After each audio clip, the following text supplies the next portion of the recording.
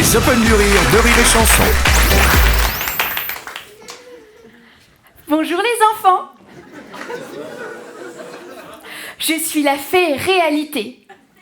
Je me penche sur les berceaux des nouveau-nés pour leur conter la merveilleuse histoire de la vie. Voici l'histoire de Léa, la girafe. Il était une fois, dans le nord de l'Italie, un zoo qui abritait tellement d'animaux que se plaignaient même les plus petits du manque de place derrière les barreaux. Mais Léa, la girafe du zoo, était si sage et si gentille que le gardien de son enclos, un matin, lui ouvrit les grilles. Et trotte, trotte la girafe. Et claque, claque ses sabots. Et patati et patatraf, Léa rencontre Donatello, le plus charmant lion du zoo. « Bonjour, madame la girafe, que vous êtes jolie, ce que vous sentez bon. Jamais de toute ma vie, mon cœur n'a battu de cette façon. » Se trouvant fort séduite par les doux mots du lion, Léa prit une légère cuite et se fit défoncer le fion.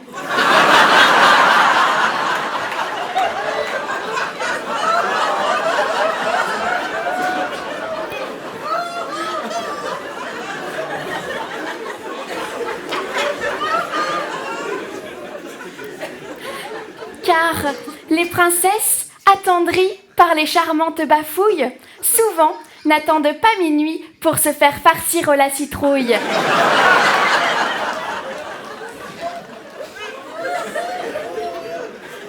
Et tronche, tronche le lion. Et claque, claque ses bonbons.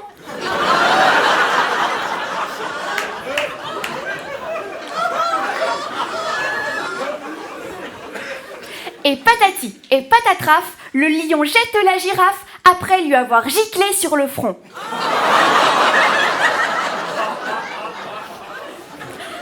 Léa, la girafe du zoo, regagna tristement son enclos, néanmoins satisfaite de cette bonne levrette.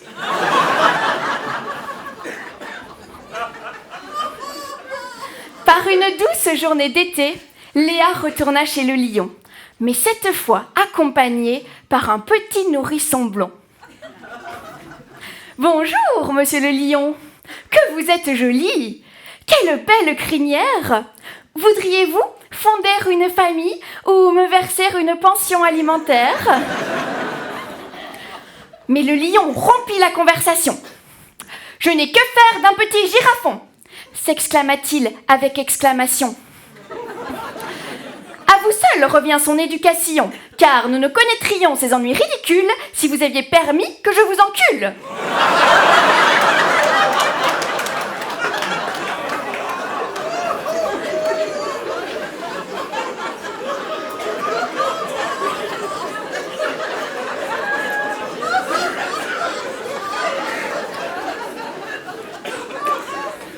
Par ces mots, Léa se trouva fort contrariée. Non pas qu'elle était contre le coït anal, mais ses amis toujours lui avaient conté que cela faisait très mal. Outragée, la girafe Léa du lion prend congé. Mais tandis qu'elle gambade dans les fougères, patatras, Léa trébuche contre une grosse bosse. Elle glisse, vacille, tombe vers l'arrière et paf, s'enfile à sec la corne de Raoul, un gros rhinocéros.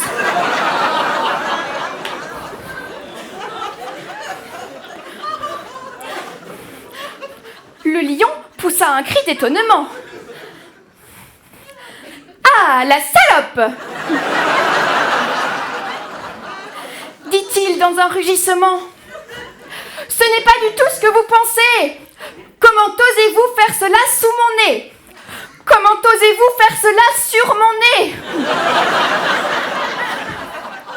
Oh, Raoul, je vous prie de nous laisser. Mais c'est que je suis coincée, ma parole. Ce n'est pas un cul, c'est un antivol. »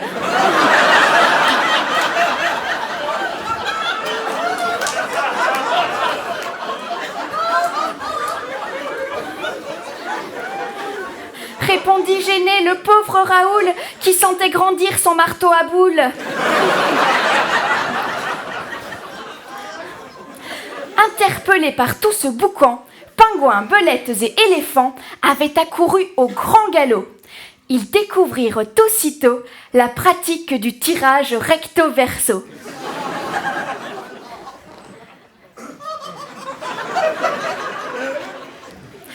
Dans les jours qui suivirent l'incident, le zoo entier adopta cette pratique peu coutumière, et les naissances allant décroissant, de grands espaces dans les enclos se libérèrent.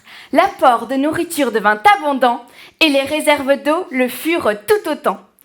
Dès lors, tous les animaux vécurent heureux et n'eurent pas d'enfants.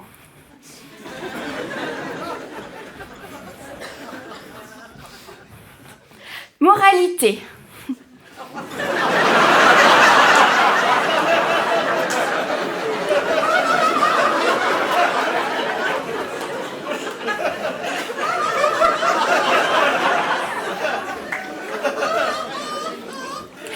Il est fâcheux de vouloir procréer à l'excès. Sur la terre, les réserves nous sont comptées. Dès lors, pour le bien de l'humanité, allez tous vous faire enculer. Les Open du Rire de Rire et Chanson.